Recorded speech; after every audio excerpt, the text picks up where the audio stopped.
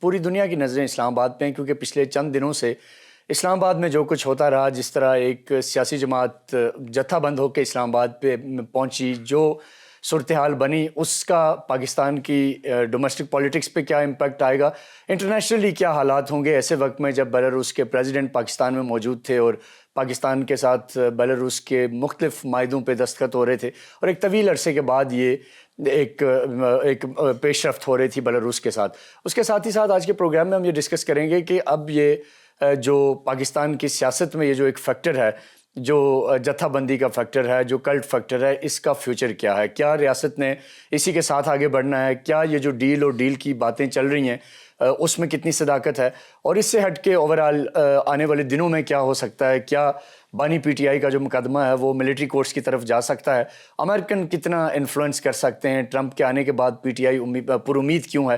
یہ وہ سارے سوال ہیں اور بہت سارے دیگر سوال ہیں جن کے لیے آج ہم نے ایک ایسی شخصیت سے وقت لیا گفتگو کے لیے جو نہ صرف بانی پی ٹی آئی کو سب سے زیادہ جانتے ہیں، ان کے ساتھ ان کا ایک بڑا پرانا تعلق بھی رہا، اور بہت سارے لوگ یہ بھی کہتے ہیں کہ عمران خان صاحب آج جہاں بھی ہیں ان کو بنانے میں ایک بہت بڑا کردار اس شخصیت کا ہے. ہمارے ساتھ موجود ہیں سینئر صحافی، بین الاقوامی امور پہ نظر رکھنے والے اور پاکستان کی پالیٹکس پہ گہری نظر رکھنے والے جناب محسن بیگ صاحب.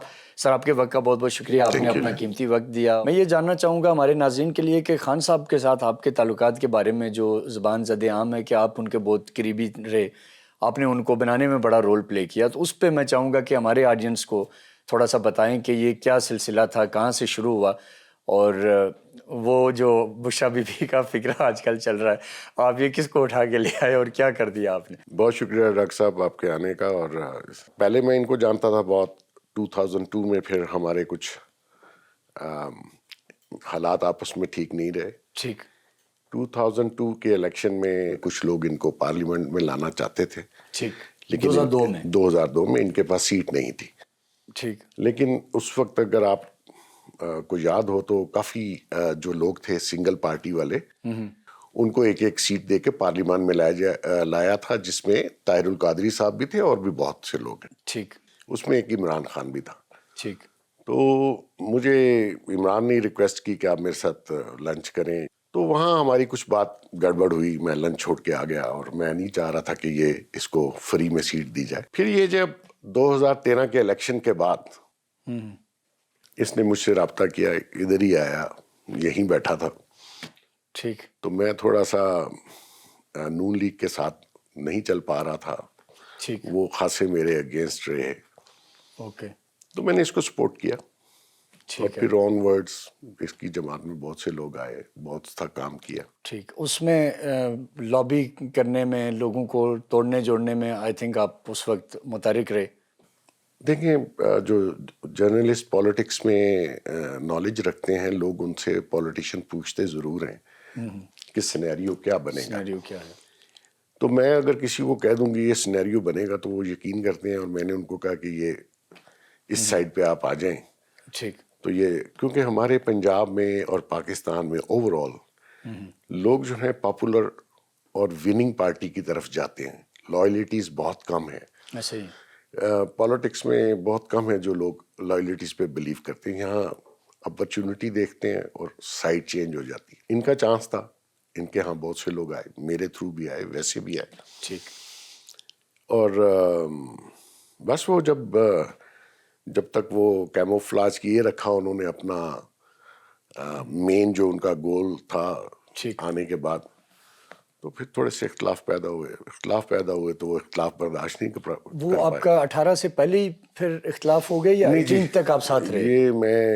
یہ پی ایم بن گئے تھے اور تقریباً ودن 1 ایئر ٹھیک. میرا اختلاف ہوا. کچھ چیزیں یہ ایسی کر رہے تھے جو میں سمجھتا تھا کہ ملک کے مفاد میں نہیں ہے، عوام کے مفاد میں نہیں ہے. ٹھیک. پھر کچھ چیزیں پتہ بھی چل گئیں وہ جس ڈگر پہ یہ چل رہے تھے. ٹھیک.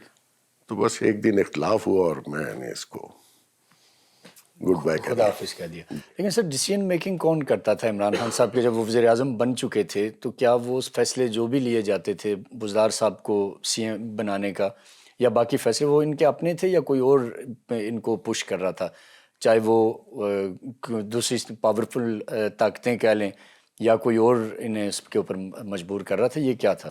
ان کی ڈیسیجن میکنگ میں actually Bushra be be, general فیض اور ایک کیریکٹر اعظم خان، یہ تین لوگ، یہ جو تینوں ان کے پرنسپل سیکرٹری تھے. جی، یہ تینوں نان پولیٹیکل لوگ ہیں.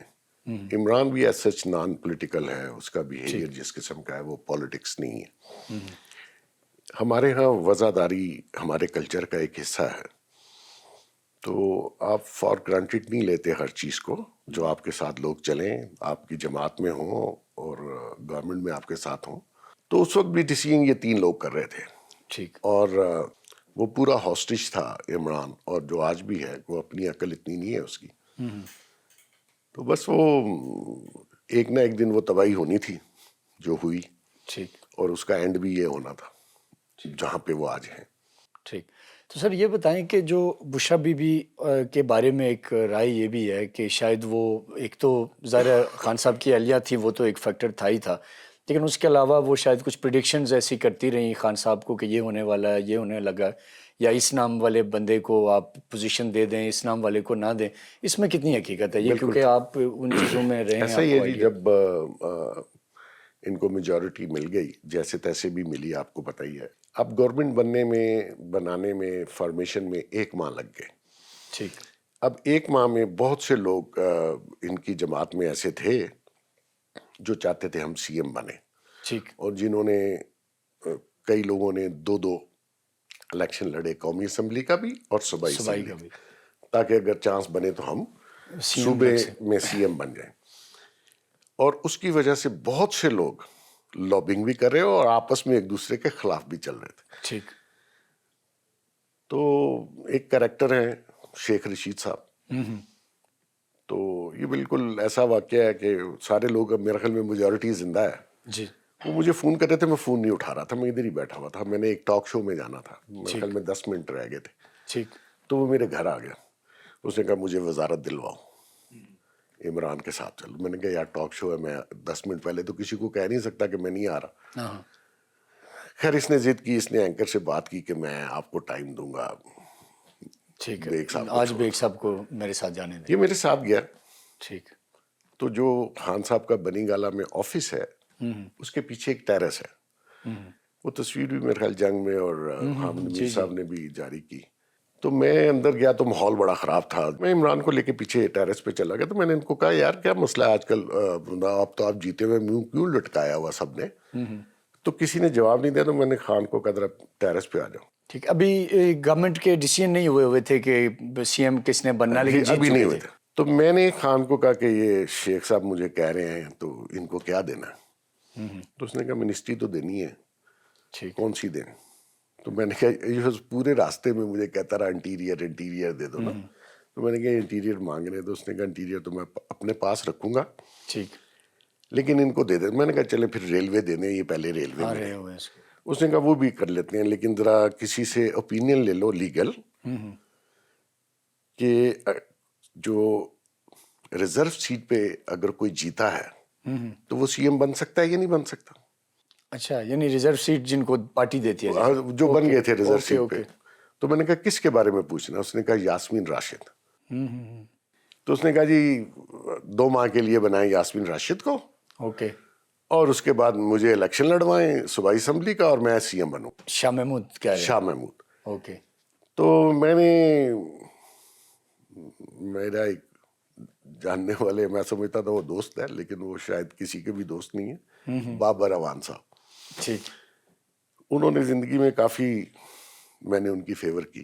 ٹھیک. ادھر بھی میں نے ان کو شامل کروایا تھا تحریک انصاف میں، اور کافی کلوز بھی کروا دیا عمران خان صاحب نے. تو میں نے ان کو فون کیا کہ لیگل ایڈوائز ان سے پوچھیں کہ ریزرو سیٹ والی خاتون سی ایم بن. تو اس نے کچھ آرٹیکل بتایا، اس نے کہا کہ بن سکتی ہے. ہاں آئی گیس. تو میں نے کہا رپیٹ کرو. تو میں نے وہ اسپیکر فون کھولا تاکہ خان سن لے. ٹھیک. جب خان نے سن لیا تو اس نے مجھے کہا کون، کس کے بارے میں پوچھ رہے؟ تو میں نے کہا یاسمین راشد. تو فون بند ہو گیا. اوکے. اب ایسے ٹیرس کے پیچھے گلاس ہے، ونڈو ہے، یہ سارے اندر بیٹھے تھے اور میں، خان اور شیخ رشید باہر بیٹھے تھے. یہ شیخ رشید کو آپ کبھی پوچھ لیجیے گا، آپ کو بتائے گا. ٹھیک.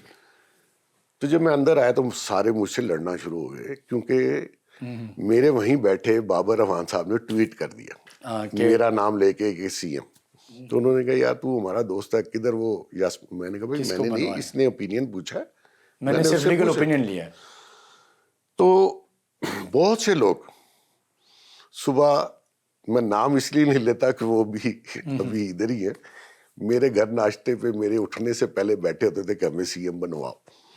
لیکن عمران خان کسی کو نہیں بتا رہا تھا کہ کس کو بنانا ہے, کیونکہ بشرا بی بی نے ٹھیک ایک ایسا پنٹر تیار کیا ہوا تھا جو وہ اپنے کنٹرول میں رکھنا چاہتی تھی, یا فرح گوگی کے کنٹرول میں. وہ عثمان بزدار صاحب تھے. ٹھیک. میں تو آج تک ان کو نہیں ملا, لیکن جو پھر کہانیاں نکلی وہ زبان زد عام ہے, سب لوگوں کو پتہ ہے کہ وہ کیا ہوا. ٹھیک. تو بشرا واز دا مین کیریکٹر. ٹھیک. اور وہ سمجھتی تھی کہ میں اس کو پی ایم بناؤں گی. اچھا سر, یہ اسی آپ کی جو آپ بتا رہے تھے, تو پھر جب یہ ایک دم سے انفولڈ ہوا کہ بزدار صاحب کو بنا رہے ہیں, تو پھر پارٹی کے اندر کیا صورتحال تھی؟ شاہ محمود صاحب کا کیا ری ایکشن تھا؟ آپ کی کیا ایڈوائس تھی کہ کیا اب کیا ہونا چاہیے؟ کوئی شخص اس کو نہیں جانتا تھا, میں نے اس کو کبھی نہیں دیکھا, باقی لوگوں نے نہیں دیکھا, کیونکہ میری یہ رائے تھی کہ آپ شہباز شریف صاحب نے پنجاب کو جس سٹیج پہ چھوڑ کے گئے, ہمیں اس سے بہتر کر کے اس کو ون اوور کرنا چاہیے. پنجاب بہت عرصے بعد نہیں کرنا نون لیگ کے ہاتھ سے آیا تھا, تو کوئی ایسا آدمی جو شہباز صاحب سے اوپر والا ہو اس کو دے. اور یہ بہت بڑا پروونس ہے. ٹھیک. لیکن میں اس کو جانتا نہیں تھا, اس نے فیصلہ کر دیا. ٹھیک. میرا پنجاب میں کوئی عمل دخل. فیصلے میں کیا تھا سر؟ کیا بعض لوگوں کو یہ ایک رائے یہ بھی ہے کہ خان صاحب بظاہر تو کہتے ہیں کہ میں کرپشن نہیں کرتا, لیکن انڈر دی ٹیبل سنا ہے کہ چیزیں وہاں بھی چل رہی ہوتی تھیں. تو کیا بزدار فیکٹر میں کوئی ایسی بھی تھی کہ کوئی فائنینشیل ڈیل, کوئی اور ایسا کوئی پیکیج یا ایسی کوئی چیز نہیں تھی؟ بس جسٹ ان کے کہنے پہ. میں وہ میرا مخالف ہے جو بھی ہے, عمران اس طرح کرپشن میں انوالو نہیں تھا. ٹھیک. وہ مفت بر ٹائپ آدمی تھا. آپ سے ٹائی مانگ لی, کوٹ مانگ لیا, سوٹ مانگ لی, گھڑی مانگ لی, گاڑی مانگ لی, پیٹرول مانگ لیا, کپڑے, ٹھیک, کھانا پینا, یہ ٹھیک ہے. لیکن کروڑوں اربوں میں کرپشن نہیں تھی. ٹھیک. وہ اس کی شاید ضرورت بھی نہیں تھی. جب سے یہ خاتون آئی, یہ آئی یہ ٹارگٹ کر کے تھی. عمران کے ذہن میں نہیں تھا, لیکن یہ بزدار جو ہے یہ ٹوٹلی بشرا بی بی کے کہنے پہ بنایا گیا, اور سارا بینیفٹ پھر ہوا. ٹھیک. اور جس نے بھی بزدار کی کمپلین کی, اور اگلے دن وہ گورنمنٹ میں بھی نہیں رہا اور پارٹی میں بھی نہیں رہا.